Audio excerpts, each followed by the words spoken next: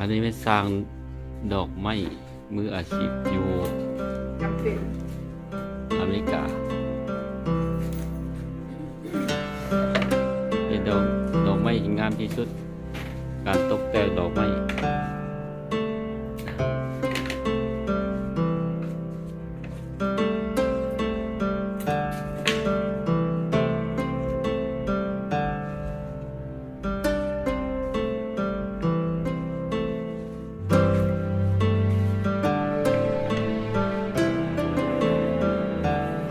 ใครสนใจติดต่อได้ ยังโสดแต่บ่โสด บ่แม่นติดต่อไปเฮ็ดดอกไม้ผมว่า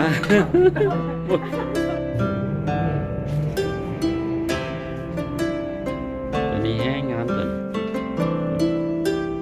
ดอกกุหลาบสีขาว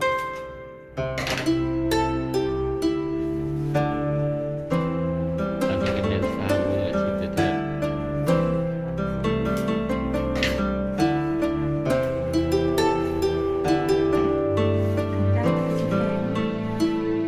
สร้างแต่ละคนเนี่ย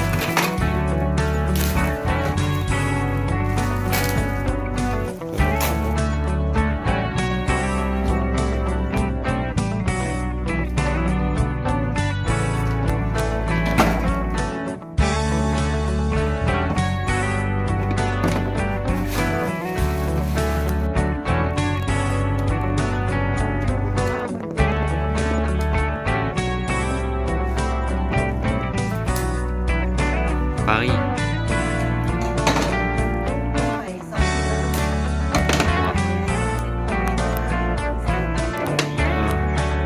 ไปเที่ยวได้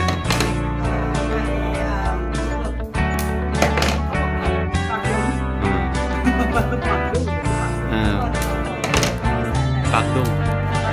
ปากดุงปากดุงจะใส่เสียงสำเนียง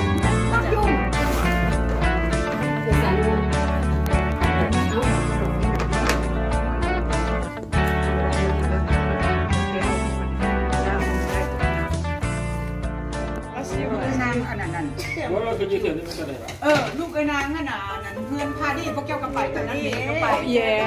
จือเรายื้อ ลูกไอ้นางขนาดเอี่ยงก็ออกลูกเอี่ยงมาขึ้นเงินใหม่ เบบี้ชาวเวอร์หรือว่าขึ้นบ้านใหม่ ขึ้นบ้าน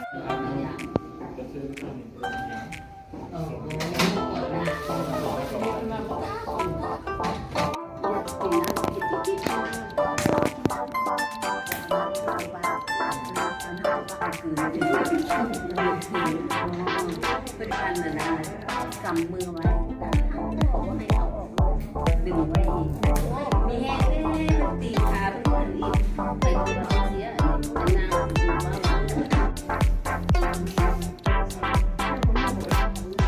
ถ้าบ่มีตัวกับน้อยๆในบ่งาม กินงามอยู่อัน ตอนนั้นมี นี้น้องเอ๋ยน้องงามเนาะนั่นเนาะ ตอนนั้นแพงไหน แม่นหวา มัดนึง15 ดอก มันละหวาน ตัวนี้8 ดอก สีเหลืองน่ะโอ้ยังเหลืออยู่อ๋อของ3 ดอกเหลือจักดอก นางลีไอ้ดวง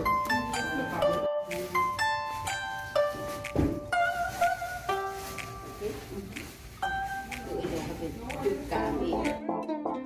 ถ่ายสร้างมาเลยคน ไม่ ถ่าย ถ่ายรูปหรือว่าถ่ายวิดีโอ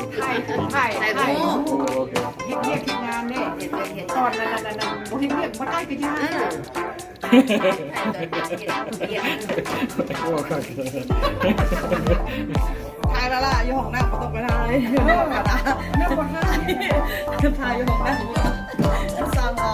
ทายอยู่ห้องน้ำบ่ได้ทาย เฮ็ดเรียกเฮ็ดงานนี่เขาเอาหน้าเอาตาซะก่อน เอาไอ้น้อยก็ถ่ายค่อยๆไปเด้อถ่ายค่อยๆเบิดรถเป็นจุด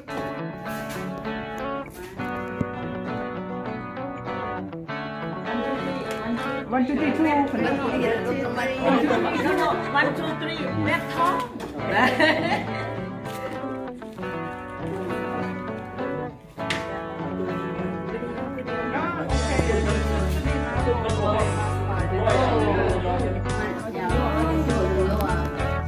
เห็นอยู่บ่ล่ะ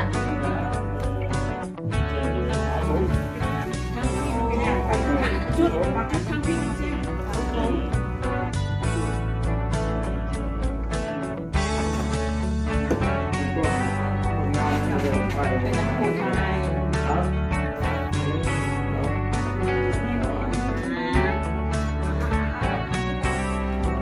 เอาเนี่ยบ่เร็วใครไปเนี่ย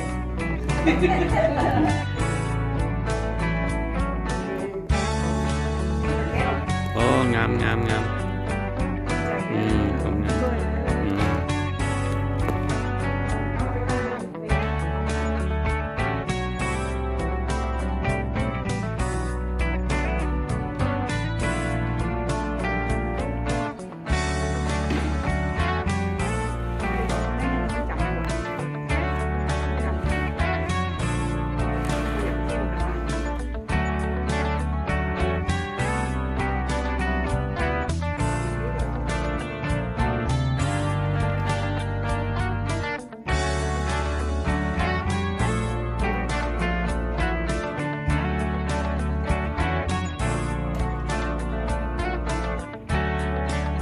อืมโอ้แม่นว่าบ่เพิ่นนบอยู่มันเพิ่นใหม่เพิ่นก็ตุ๊กอยู่เลย นึ่งมาได้งามได้บุญเขาถือสินไปเรื่อยๆนะเพราะว่าคำเข้าชิมาท่าวัดตลอดต้องเห็ดนิ้วเงินเขาไปเลย ถ้าเท่าบ่ได้ ถ้าเท่าก็ได้ เอาสุบมือก็บ่ออกมันก็ยันละบ่เป็นหยังละ ก็เป็นอย่าง ได้สินับได้บัดนี้ขอบุญ